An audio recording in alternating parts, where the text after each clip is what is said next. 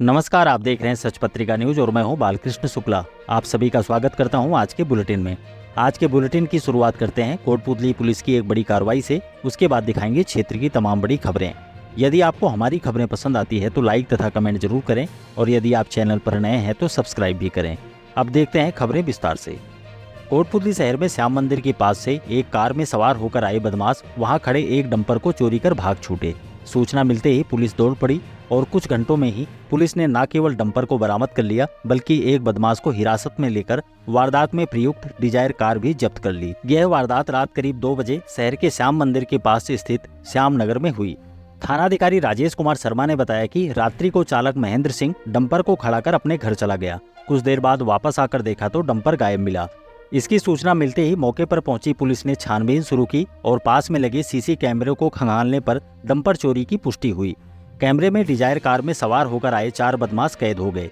इसके बाद ASP name Singh और डीएसपी राजेंद्र कुमार बुर्डक के निर्देश पर जिले के सभी थाना इलाकों में तुरंत नाकाबंदी कराकर एएसआई श्याम सुंदर शर्मा की टीम को रवाना किया गया। थानाधिकारी राजेश शर्मा ने बताया कि डंपर में जीपीएस लगा हुआ था। जब उसकी लोकेशन देखी गई तो डंपर दिल्ली की तरफ जाता नजर आया। इस पर बहरोड से लेकर नीमराना और शाहजहांपुर तक नाकाबंदी करा दी गई थी। वारदात के बाद बदमाश कार में सवार होकर आगे आगे चल रहे थे, जबकि एक बदमाश पीछे पीछे डंपर को ले जाता हुआ नजर आया। किंतु शाहजहांपुर पहुंचते ही बदमाशों के हौसले उस समय पस्त हो गए जब सामने पुलिस की नाकाबंदी देखी। बदमाशों ने डंपर को मौके पर ही छोड़ दिया और कार में बैठकर भागने लगे। डंपर बरामद होने के बाद भी पुलिस ने बदमाशों का पीछा करना नहीं छोड़ा और उन्हें दबोचने के लिए पुलिस लगातार उनके पीछे लगी रही। आखिरकार बदमाशों ने अपनी कार को सड़क के किनारे छोड़कर खेतों की तरफ भागने लगे। इस पर पुलिस भी उनके पीछे दौड़ पड़ी और आखिरकार भागते हुए एक बदमाश को पकड़कर हिरासत में ले लिया। एएसआई श्याम सुंदर ने बताया कि आरोपी को हिरासत में लेकर उससे गहन पूछताछ की जा रही है। इधर पुलिस की इस त्वरित कार्रवाई के लिए एएसपी नेम सिंह और डीएसपी राजेंद्र कुमार बुर्डक ने थानाधिकारी व उनकी टीम को बधाई दी है।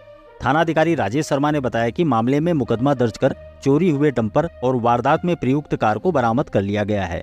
शेष बदमाशों की तलाश गहनता से की जा रही है। अब देखते हैं सीईटी परीक्षा से जुड़ी खबर।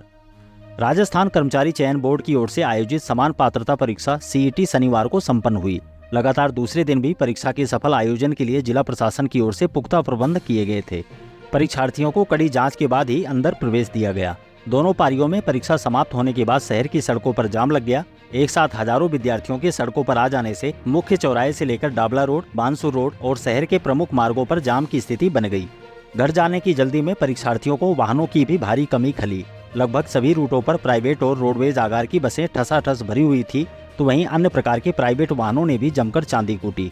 एडीएम ओम प्रकाश सहारण ने बताया कि दूसरे दिन दोनों पारियों में कुल 1579 परीक्षार्थी अनुपस्थित रहे। परीक्षा से पहले अभ्यर्थियों को कड़ी सुरक्षा चेकिंग से गुजरना पड़ा। परीक्षा केंद्रों पर सभी परीक्षार्थियों की फोटो लिए गए। जिन छात्रों ने फुल आस्तीन शर्ट पहन रखी थी उन्हें कटवाया गया या फिर खुलवाया गया। जिन महिला अभ्यर्थियों ने कान नाक में आभूषण पहन रखे थे वह भी खुलवाए गए। सभी अभ्यर्थियों की वीडियोग्राफी भी कराई गई। महिलाओं के जेवर से लेकर दुपट्टे और फुल आस्तीन के शर्ट से लेकर कुर्ती तक के भी आस्तीन काटे गए या फिर बदलवाए गए। ऐसे में परीक्षार्थियों को काफी परेशानी का सामना भी करना पड़ा। गेट पर पुलिस कर्मियों और वीक्षक ने एडमिशन कार्ड की जांच के साथ ही पूरी तलाशी के बाद ही एंट्री दी। गेट पर ही उनके मोबाइल, घड़ी, बेल्ट, कड़ा या किसी अन्य प्रकार के जेवर नहीं पहनकर आने की चेतावनी भी दी गई। महिला परीक्षार्थियों के दुपट्टे उतरवाकर गेट के पास ही रखवा दिए गए थे। कई विद्यार्थियों को तो केवल बनियान पहनकर ही परीक्षा में शामिल होना पड़ा। परीक्षा 2 पारियों में सुबह 9 से 12 बजे और दोपहर 3 से शाम 6 बजे तक कराई गई। जिले में 26 परीक्षा केंद्र बनाए गए थे। कोटपूतली में 20 और पावटा में कुल 6 केंद्र शामिल थे। परीक्षार्थी केंद्र पर 2 घंटे पहले उपस्थित हो गए और उन्हें निर्धारित समय से 1 घंटे पहले तक ही परीक्षा केंद्रों में प्रवेश दिया गया। किंतु अनेक केंद्रों पर परीक्षार्थी देरी से पहुंचे। ऐसे में उन्हें समय पूरा हो जाने का हवाला देकर अंदर जाने से मना कर दिया गया। इस पर वे निराश हो गए। कई छात्राएं तो मौके पर ही बिलख कर रोने लगी। किसी ने सड़कों पर जाम का हवाला दिया तो किसी ने साधन नहीं मिलने की वजह बताई, लेकिन उसका कोई असर नहीं हुआ। दूसरी ओर एडीएम ओम प्रकाश सहारण ने विभिन्न परीक्षा केंद्रों और स्ट्रांग रूम का निरीक्षण कर जरूरी निर्देश दिए। एडीएम ने सांगटेड़ा में स्थापित परीक्षा केंद्र में जाकर व्यवस्थाएं देखी और बोर्ड के निर्देश के अनुसार ही परीक्षा कराने की हिदायत दी। उन्होंने राजकीय पाना देवी कन्या कॉलेज और राजकीय एलबीएस कॉलेज में स्थापित स्ट्रांग रूम का निरीक्षण करते हुए सीसीटीवी में पूरी रिकॉर्डिंग भी देखी। एडीएम ने कहा कि प्रतियोगी परीक्षाएं पारदर्शी और विश्वसनीय तरीके से संपादित करवाना राज्य सरकार की सर्वोच्च प्राथमिकता है। इसे लेकर पुलिस और प्रशासन द्वारा गंभीर और अतिरिक्त सतर्कता के साथ कड़ी व्यवस्था की गई है। अगली खबर राष्ट्रीय लोक अदालत की। राष्ट्रीय विधिक सेवा प्राधिकरण नई दिल्ली और जिला एवं सेशन न्यायाधीश अजीत कुमार हिंगर के निर्देश पर राजस्थान राज्य विधिक सेवा प्राधिकरण जयपुर और जिला विधिक सेवा प्राधिकरण जयपुर के संयुक्त तत्वावधान में शनिवार को राष्ट्रीय लोक अदालत का आयोजन किया गया। इसके लिए कुल 2 बेंचों का गठन किया गया था। अपर जिला एवं सेशन न्यायालय कोटपुतली क्रम 1, 2, 3 और 4 के लिए एडीजे राजेश कुमार की अध्यक्षता में गठित बेंच में कुल 2071 केस रखे गए, जिनमें से 189 मामलों का निस्तारण लोक अदालत की भावना से किया गया। तो वहीं 2,65,96,469 रुपए के अवार्ड भी पारित किए गए। बेंच के सदस्य अधिवक्ता हितेश कुमार यादव रहे। वहीं न्यायिक कर्मी कुलदीप सिंघल, सुभाष वशिष्ठ, गार्गी गोयल, दीक्षा चौधरी, अनिल कुमार, हेमंत कुमार और मुकेश कुमार सहित अन्य कर्मचारियों ने भी अपनी सेवाएं दी। एडीजे राजेश कुमार द्वारा प्री लिटिगेशन में एनआई एक्ट, धन वसूली, श्रम और नियोजन संबंधित विवाद, बिजली पानी और अन्य बिलों के भुगतान, विवाह विच्छेद, भरण पोषण और राजीनामा योग्य अन्य मामलों में सुलह वार्ता की गई। दूसरी ओर अपर मुख्य न्यायिक मजिस्ट्रेट क्रम 1 के लिए एसीजेएम डॉक्टर अजय कुमार बिश्नोई की अध्यक्षता में गठित दूसरी बेंच में कुल 6554 मामले रखे गए, जिनमें से 4545 केसेज का निस्तारण लोक अदालत की भावना से किया गया। इनमें राजस्व संबंधी मामले भी शामिल हैं। राजस्व कोर्ट के लिए सदस्य एसडीएम ब्रजेश कुमार चौधरी तथा सदस्य अधिवक्ता विजय कुमार सैनी थे।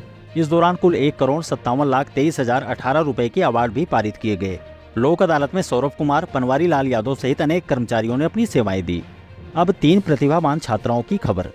हाल ही में 23 से 26 सितंबर तक ग्राम चीमनपुरा के राजकीय उच्च माध्यमिक विद्यालय में आयोजित जिला स्तरीय क्रिकेट खेल प्रतियोगिता छात्र छात्रा वर्ग में ग्राम चीमनपुरा की 3 छात्राओं का जिला स्तरीय छात्रा क्रिकेट टीम में चयन हुआ है। भोजराज रावत ने बताया कि छात्रा पलक पुत्री विक्रम गुजर, प्रियांशी पुत्री बुधराम दोराता और कोमल पुत्री माली राम रावत आगामी 4 से 10 अक्टूबर तक राजसमंद और बांसवाड़ा में होने वाली राज्य स्तरीय क्रिकेट प्रतियोगिता में कोटपुतली बहरोड जिला टीम की ओर से भाग लेंगी। तीनों छात्राओं के चयन होने पर परिजनों और ग्रामीणों में खुशी का माहौल है। अब मंडी में किए गए निरीक्षण की खबर। अतिरिक्त जिला कलेक्टर ओम प्रकाश सहारण ने शनिवार को यहां की कृषि उपज मंडी का औचक निरीक्षण किया। उन्होंने मंडी के आवक जावक रजिस्टर का गहनता से निरीक्षण किया और कहा कि फसल विक्रय के लिए आने वाले किसानों की सुविधाओं का पूरा ध्यान रखा जाए और उपज विक्रय में उन्हें कोई असुविधा न हो। एडीएम ने कहा कि किसानों को उनकी उपज का वाजिब दाम मिले और इसका मंडी प्रशासन विशेष ध्यान रखे। और अंत में देखते हैं यूडी टैक्स से जुड़ी खबर। कोटपुतली नगर परिषद द्वारा अधिकृत फर्म YCSPL द्वारा पिछले 1 वर्ष में सभी यूडी टैक्स में शामिल संपत्तियों का सर्वे कर टैक्स की गणना की गई है। सभी को यूडी टैक्स का विवरण सर्वे में दिए गए मोबाइल नंबर पर कर दिया गया था और अब डोर टू डोर जाकर भी यूडी टैक्स का नोटिस वितरण किया जा रहा है। आयुक्त धर्मपाल जाट ने बताया कि नगर परिषद द्वारा सभी संपत्तियों को टैक्स नोटिस देकर एक अवसर दिया गया है कि वे अपने नोटिस में टैक्स की गणना, प्रॉपर्टी का नाम, मालिक का नाम, एरिया की गणना, डीएलसी रेट सहित अन्य चीजों को ध्यानपूर्वक देखकर जांच कर लें। अगर किसी व्यक्ति को इसमें किसी भी प्रकार के संशोधन की आवश्यकता हो तो नगर परिषद कार्यालय की यूडी टैक्स शाखा में संपर्क कर अपनी आपत्ति का निस्तारण करवा सकते हैं। उन्होंने बताया कि अभी तक जितनी भी आपत्तियों का आवेदन प्राप्त हुआ है उन सभी की आपत्तियों का निस्तारण कर दिया गया है। लोग अपने यूडी टैक्स का निर्धारण जांच कर 30 सितंबर से पहले नगर परिषद कार्यालय में संपर्क कर वित्तीय वर्ष में 5% छूट का लाभ उठा सकते हैं। अन्यथा टैक्स जमा नहीं करवाए जाने पर नगर पालिका अधिनियम की धारा 131 के तहत कार्रवाई अमल में लाई जाएगी। यदि आपको हमारी खबरें पसंद आती है तो लाइक तथा कमेंट जरूर करें और यदि आप चैनल पर नए हैं तो सब्सक्राइब भी करें। आज के लिए बस इतना ही। दोबारा मिलते हैं इसी तरह की दूसरी ताज़ा खबरों के साथ। नमस्कार।